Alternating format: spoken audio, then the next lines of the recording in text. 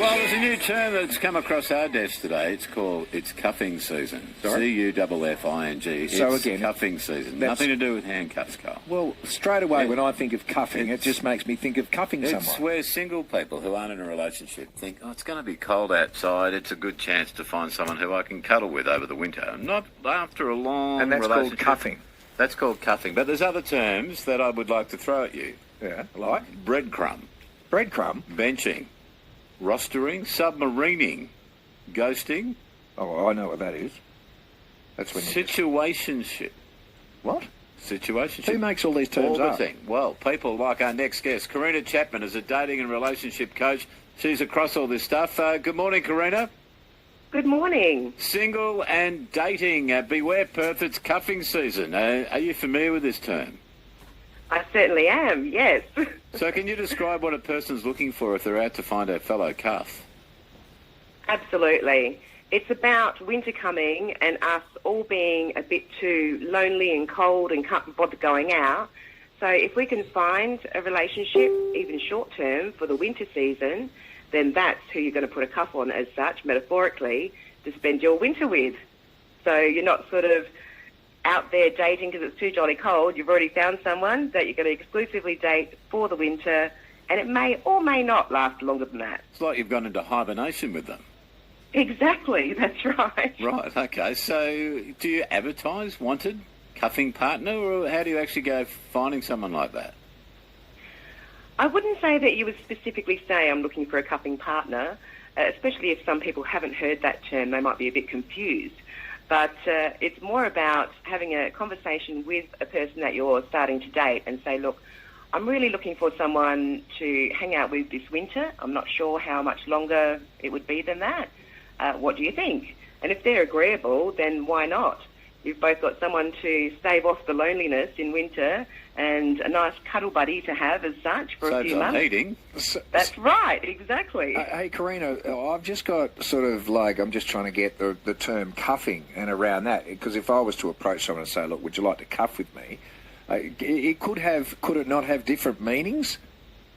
It sure could, yes. If you're looking at the fetish side, I mean, you may want to literally put cuffs on them as well and have a bit of a play, but it is more of a metaphorical thing where you're kind of metaphorically attaching yourself to that person for winter. How many people would handcuff each other that you've found in your work? Well, it's probably more than you'd think. People like a little bit of spice and a bit of fun, and especially if they're the fluffy ones, not the hard ones that cut into your into your wrist, then you might be okay. Yeah. But yes. Submarining is a term that we'd never heard of before. Are you familiar with submarining? I am, yes. So can you just work through the audience with that for us? So that's when someone that you're dating or that you have been dating just suddenly disappears from sight completely. Don't hear from them, don't see them, like a submarine going down. Right. And then one day, maybe weeks or months later, they just reappear, pop up, reappear, and act as if nothing's really happened. Right, and then disappears again. That's right. Right. Okay.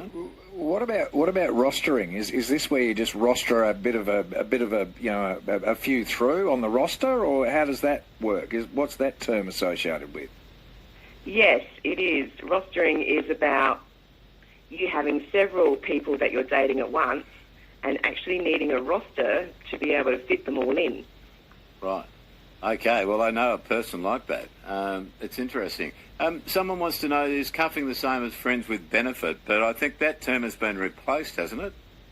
It has, yeah, you're right. So I think that's called situationship, is that correct? That's right. Cuffing's just more for a season, whereas the friends with benefit or situationship can be any time of the year. Right, so situationship is a sexual relationship with the same level of commitment as a regular relationship, and usually without exclusivity. Is that correct? Have I got that right? Yes, that's right. That's right. And what about the breadcrumb? What's the breadcrumb?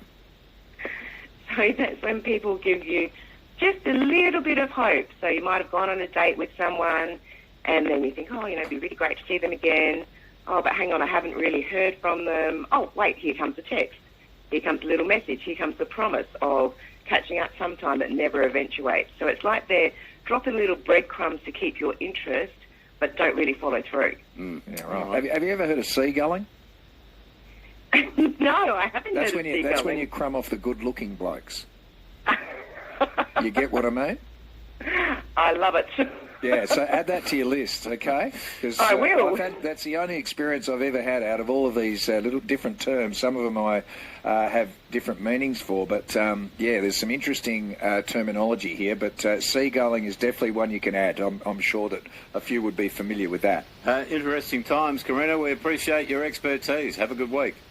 You too. You're welcome. Karina Chapman there, dating and relationships coach. Yeah, it must be hard. It must be hard to be in that situation where you have to put up with all this kind of stuff. Like orbiting. Have you heard of orbiting? No, what is that? Someone from your romantic past keeping in contact with you, but not via direct communication. They usually follow you on one of your social media accounts and like or comment on your posts. Is that you, Carl? No. No. No. What about cookie jarring? So I've heard of jelly bean jarring. So that's where you just put a jelly bean in the jar when you sort of had an opportunity. I do. You know what I mean? I couldn't resist it. I'd be eating it. When someone is dating more than one person, this is what cookie jarring is. When someone is dating more than one person, they're already pursuing a relationship with someone else. But you are held in reserve in the cookie jar, just in case things don't work out with their other romantic interest. And my other one that I've never heard of before. Have you done some simping? Never. Roaching the unpleasant revelation of your partner's hidden dark past in the form of numerous past and present love interests, all unaware of each other's existence. So it's a tough world out there. So if you're on that road, good luck. What are you laughing at? Nothing. You didn't even read out what simping was. Well, I don't know what simping is. What is simping? I don't know. It's like it says that it's a man who is submissive or even desperate for your attention or affection. Without receiving much or anything in return. Similar to the golden retriever boyfriend with a black cat girlfriend, recently made popular on TikTok. It's a different world. All right, this is your tease.